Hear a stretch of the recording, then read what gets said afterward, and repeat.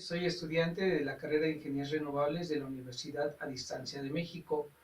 Dentro de la materia de materiales y nanotecnología, hoy hablaremos sobre los enlaces secundarios, lo que corresponde a los enlaces de tipo Van der Waals y puentes de hidrógeno.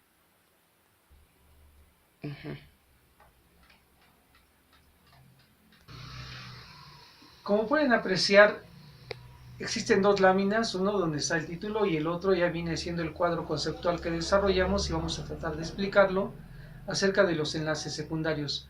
Pero primeramente hablaremos sobre qué es un enlace químico. El enlace químico es el responsable de la unión estable entre dos o más átomos. Se forma con la transferencia total o parcial de electrones entre ellos. Los electrones de última capa, los electrones de valencia, son los que se hallan más débilmente ligados a los núcleos de cada átomo y por ello son susceptibles de ser atraídos por ambos núcleos, constituyendo así un vínculo de unión entre los átomos. Como podemos saber, existen enlaces primarios y enlaces secundarios. En esta ocasión, estudiando los secundarios, podemos decir que los enlaces primarios se forman cuando los orbitales externos se transfieren o se comparten entre los átomos, en tanto que los enlaces secundarios, más débiles que los primarios, se forman como resultado de una atracción menos intensa entre las cargas positivas y negativas, pero sin que exista transferencia o compartición de electrones. En este caso, estamos hablando, para el enlace covalente, como enlace covalente, se produce cuando se unen entre sí dos elementos de carácter no metálico. Sin embargo, también son covalentes las uniones en las que el hidrógeno es elemento unido al tipo no metálico. El enlace covalente se forma o se origina por la atracción electrostática entre dipolos atómicos o moleculares en el extremo positivo de un dipolo y la región negativa del vecino. El número de enlaces covalentes posibles para un átomo particular depende del número de electrones de valencia. Para n electrones de valencia, un átomo puede enlazarse covalentemente con máximo con 8 átomos. Los puentes de hidrógeno son un tipo de interacción dipolo-dipolo y tienen lugar cuando el hidrógeno está unido en forma covalente al oxígeno, al nitrógeno o al flúor. En la parte de abajo ya podemos ver una lámina donde se puede ver la cuestión del enlace covalente de las fuerzas de Van der Waals y explicando cuando se necesita para n electrones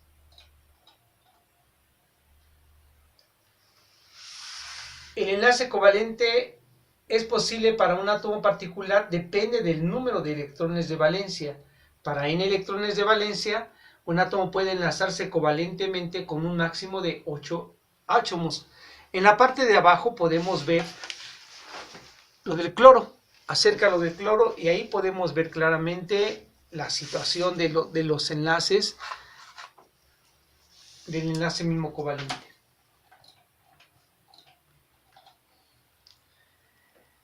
Como hemos explicado, a través de la fuerza electrostática se originan las fuerzas de Van der Waals y los puentes de hidrógeno. El puente de hidrógeno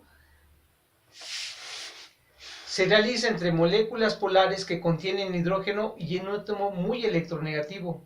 La magnitud del enlace generalmente puede llegar hasta 51 kilojulios mol. En otra parte, las fuerzas de Van der Waals son más débiles que los puentes de hidrógeno. En moléculas polares unen a aquellas moléculas que no están unidas por puentes de hidrógeno. En moléculas apolares, la fuerza de enlace son temporales, su magnitud fluctúa en el tiempo y son los enlaces más débiles. Hemos ejemplificado dentro del cuadro conceptual acerca de las fuerzas intramoleculares de Van der Waals y acerca de lo de los puentes de hidrógeno. Muchas gracias. Momento abarcaremos ahora lo de un cuadro sinóptico de fuerzas a escala nanométrica. Podemos decir, para abordar este punto, que el universo entero está regido por tres tipos de fuerzas: la gravitacional, la electromagnética y la nuclear débil y nuclear fuerte. Todo esto guarda una relación con el tamaño del cuerpo o de la materia, ya sea de magnitud fuerte o débil, de rechazo o de atracción. Mas si la materia es del orden de una millonésima parte de un milímetro, estamos hablando de la nanoescala. La materia en el rango de 100 nanómetros y un micrómetro.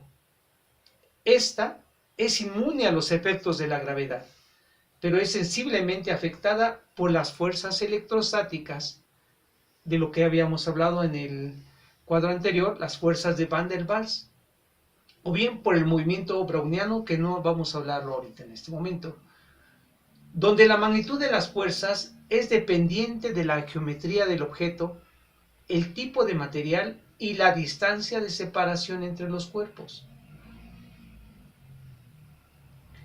Las fuerzas electrostáticas, los átomos y por consiguiente las moléculas son objetos de naturaleza eléctrica, entendiendo por esto que presentan una carga eléctrica cuando se encuentran ionizados. Dentro de estas fuerzas electrostáticas se encuentran las fuerzas de Van der Waals o interacciones intermoleculares. Están comprendidas entre las fuerzas de enlace débil.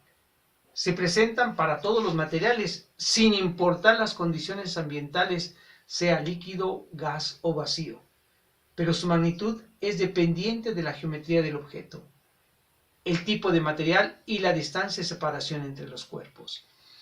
Como podemos ver, existen básicamente tres tipos de fuerzas de Van der Waals. Las fuerzas dipolo-dipolo,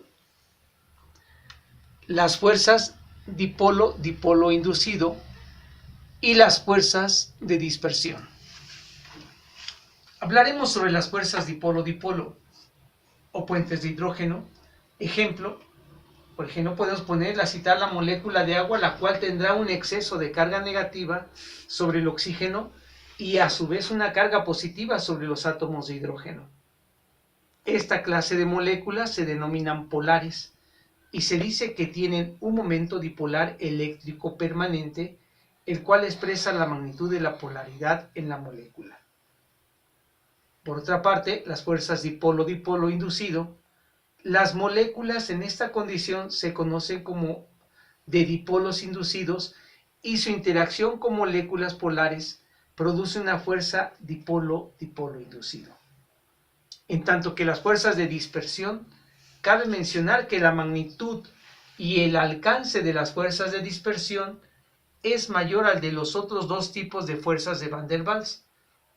Además, su magnitud se incrementa proporcionalmente al número de electrones en las moléculas.